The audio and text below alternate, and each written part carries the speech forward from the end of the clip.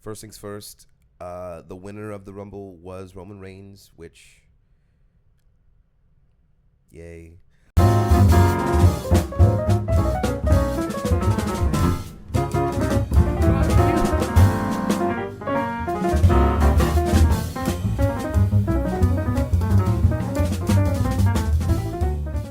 You ain't getting a yay out of me. Yeah. You're not getting a yay out of me. You're getting a thank God it wasn't Gunther. Yeah. That's what you're getting from me. Yeah. Like, The fact that Gunther came out at number 30, if he had retired and became 30, I would have been like, oh, okay.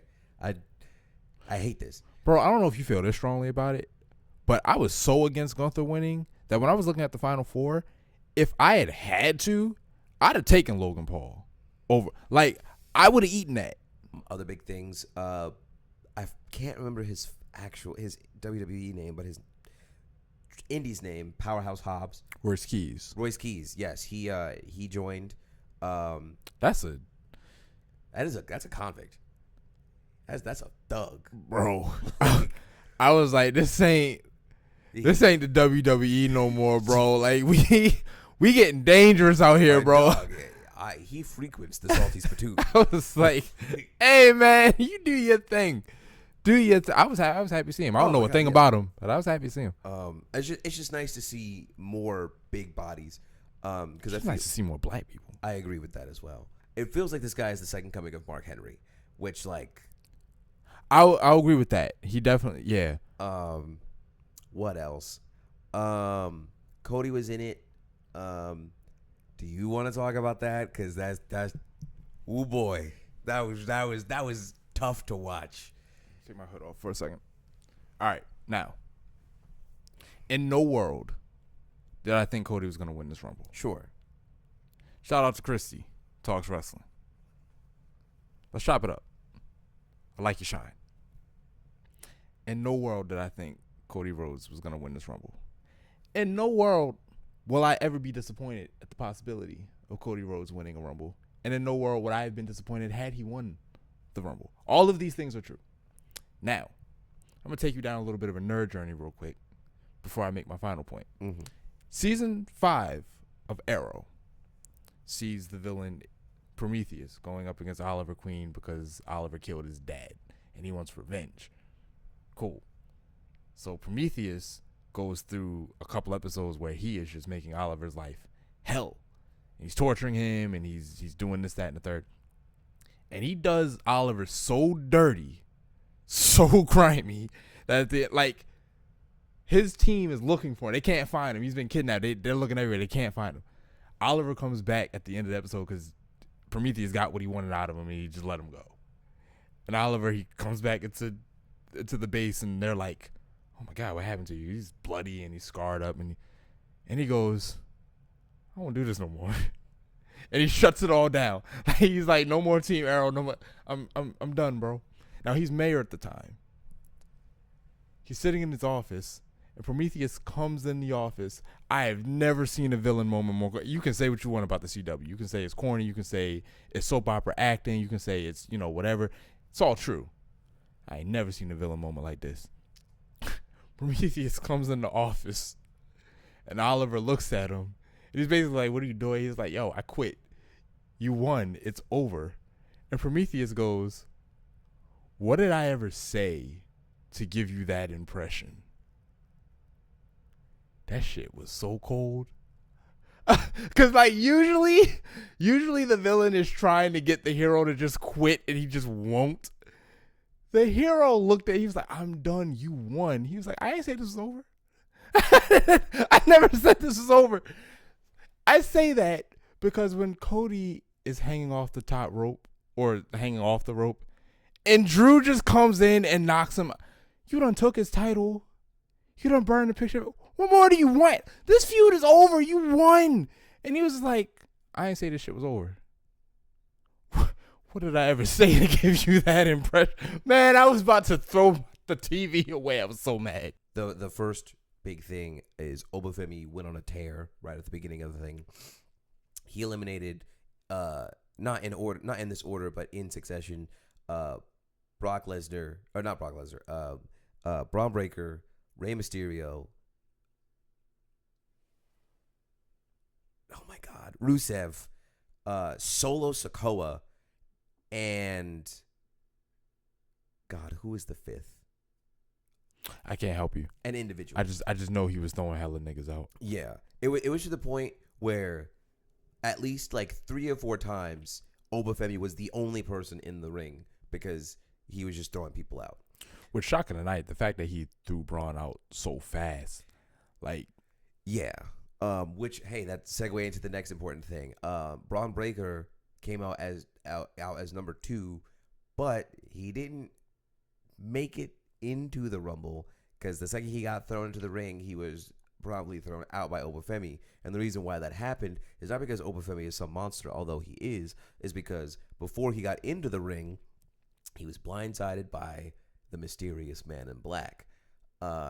So to the point of being tackled, beat up, and they stomped him. All of them together in a group should be the most dangerous faction on Monday Night Raw. It's the fact that they aren't that proves to me that this does not work. And I just think if we cannot be scary as a collective, I think individually we should try something different. The thing is, I don't even think it's their fault. Shout out Christy. She made a comment. Now, this is her theory, but when you listen to the way she put it out, it actually makes a lot of sense. Where she was talking about, she feels like Triple H has this ego where he won't let anybody become bigger than the WWE anymore, because they used to make like megastars. But when you become that big in the company, you can start kind of demanding things. You can go elsewhere and become big there, and then it's harder for them to control you. So now they don't really put you in a position to become big, because Logan Paul, Braun Breaker, Bronson Reed, and Austin Theory are all people who have either been at some point expected to become or have in some way become huge somewhere. Like Logan Paul is big all on his own. Like he brings eyes to the company by being him. And, you know, you can feel how you feel about him. I feel similar sentiments. You're not part of the Low Gang? Hell no. But Logan Paul is Logan Paul, and Braun Breaker could be Braun Breaker within the WWE. So could Bronson Reed and Austin Theory. I mean, all of them were either on track or had been at some point or could conceivably be huge. And it's almost like he stifles them. So it's like, I don't know that the group doesn't work. And I've never written for WWE. I've never written professionally for anybody. So I don't know how hard it is. But I'm sitting here looking at it. And I remember when I first started watching WWE a couple years ago, I'm a new fan, relatively new fan. I love the Bloodline so much because they walked out in red and black, which was some dope ass colors, and they had all the gold. You know what I mean? Like they would just walk in, they would hold up collectively 6 titles. In fact, looking back, it's kind of weird that Solo never copped like a US or something. You know what I mean? They had 6 titles between them. That's almost a title ahead. That's a title ahead with one left over. Spare, yeah. You know, like that's insane. So I'm just sitting here like, you can't put the tag titles on 2 of these guys. You can't give one of them the mid cards. I assume it's not that simple. But from the outside looking in, it kind of looks that simple, that you could just, if you're not going to drape them in gold, you can't have them consistently winning fight. Is that part of the job that hard? They can't just be winning. I don't get it. Yeah, I don't know. The Rumble made me hate Jey Uso. Dog, I feel you. I don't agree with you, but I feel you. Like, I'm so sick and tired of the run it back. I don't mind if the run it back happens during a commercial segment where we wouldn't have seen it anyway, and like that's fine. It goes to commercial. There's ads. Come back. Match is started. Whatever. That's cool. I'm tired of seeing it, especially because this is now the second time where he has run it back during a very pivotal moment. Because the first time was during during War Games, on the top of the cage. Yeah, that's my problem with it. I don't even mind that he does it in the match. I don't even mind that we see it. My boy, you're in the Rumble. Pay attention. Yo, you're in the Rumble and you won it last year. Everybody wants to see you fail. Be serious. Like, at first when Roman slapped the taste out of his mouth, I was like, Justin. Roman, are you a heel? But like, yeah, like you said, no, it's like, focus up, bro. Right. This is the Rumble. The other problem, well, the main issue that I have it with the run it back is I didn't even know this until Santi's app. I watched his review of it. Shout out Santi. We want this channel to grow. We want to work. We want some friends. Right. We want to talk to all y'all, especially the black ones. We love y'all, Shine. I want to talk to Wheezy. I think she's cool. I don't think I'm familiar. Wheezy Blonde. She's another. Her and Mini Portable. They're female wrestling content creators. The only one I know,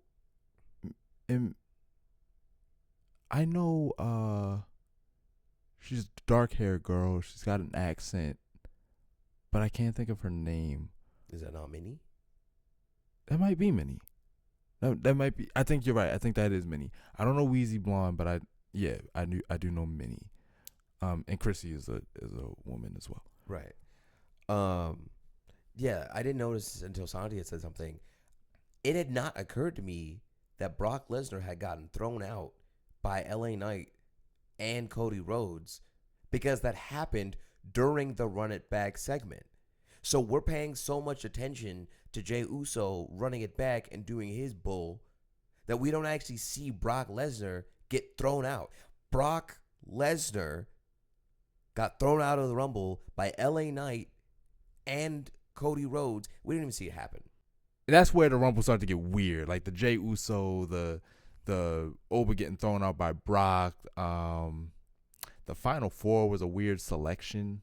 Yeah, Final Four was what? Randy Orton, Gunther, Roman Reigns, and Logan Paul. It was a strange.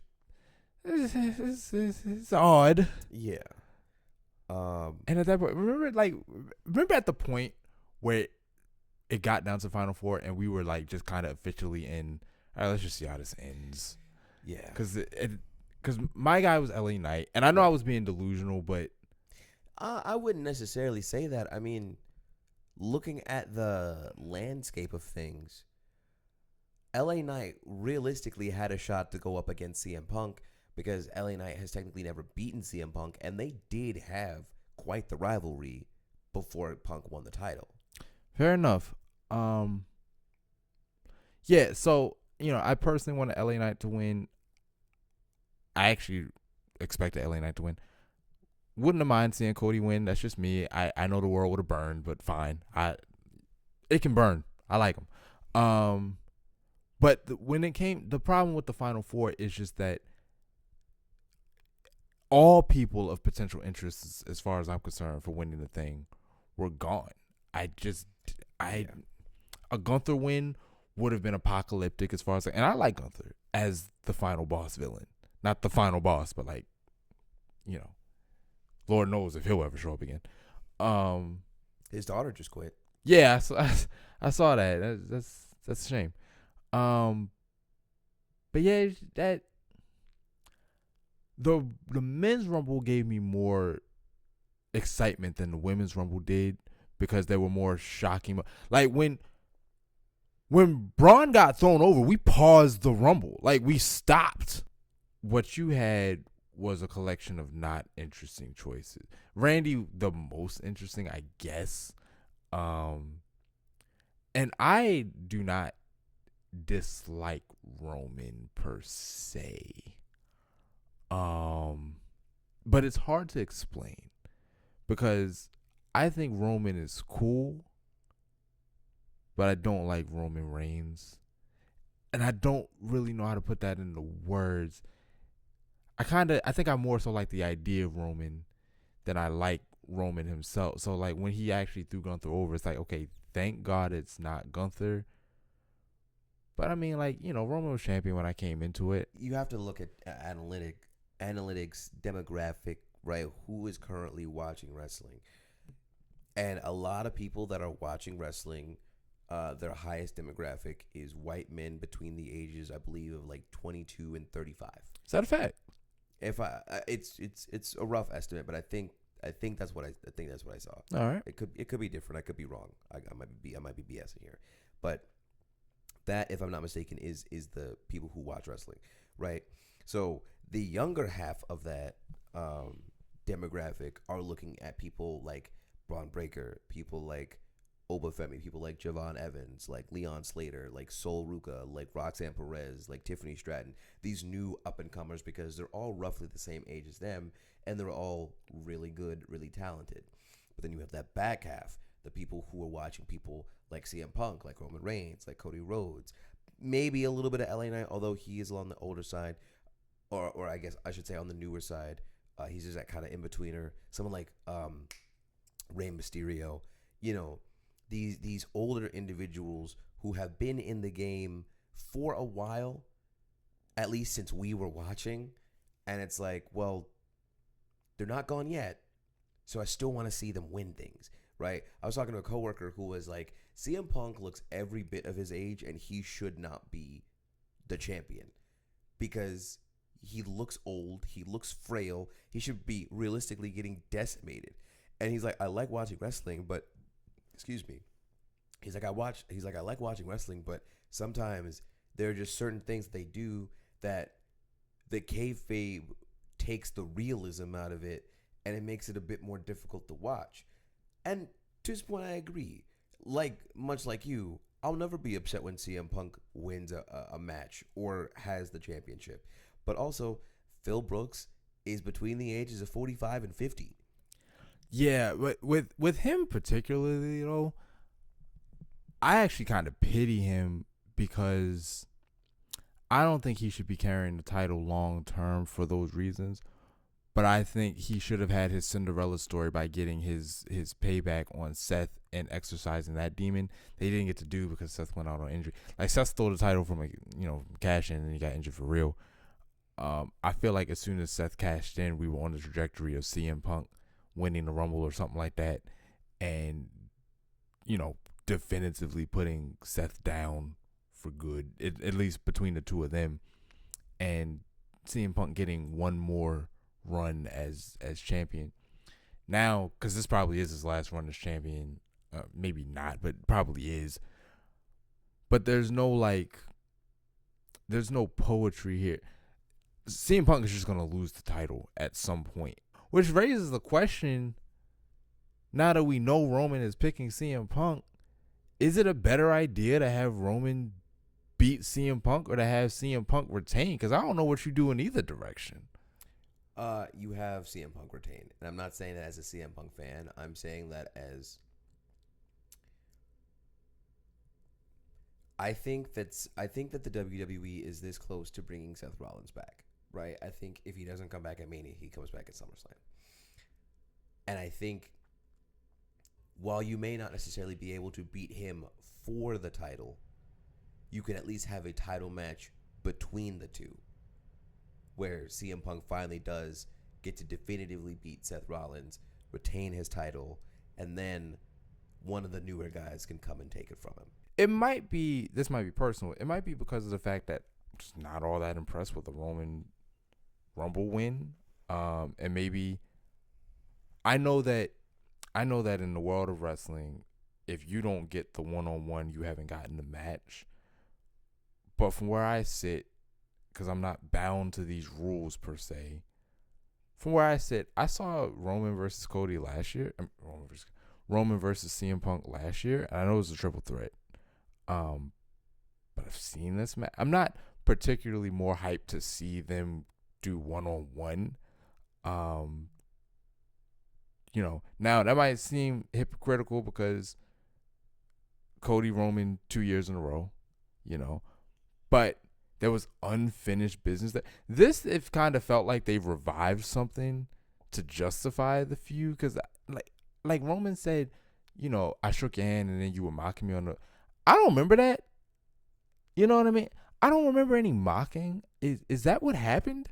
Like, okay, so I'm like, all right. So we're just feels like a bit of a retcon, so we can get you two at odds again, so we can justify, whatever. Now, I didn't like the way CM Punk carried that whole War Game situation, like kind of made it his business to steal the Wise Man and all that. I wasn't a fan of that, but I kind of thought that we dealt with all that at WrestleMania. It was like you had two. it was almost like you had two guys or two girls fighting over the one in the middle who runs off with somebody else, and now you're both sitting there. It's like, ain't really no sense in us hating each other anymore. She didn't choose either one of us. So It's happened to me before. I don't want to talk about it. yeah, it happened to me too, bro.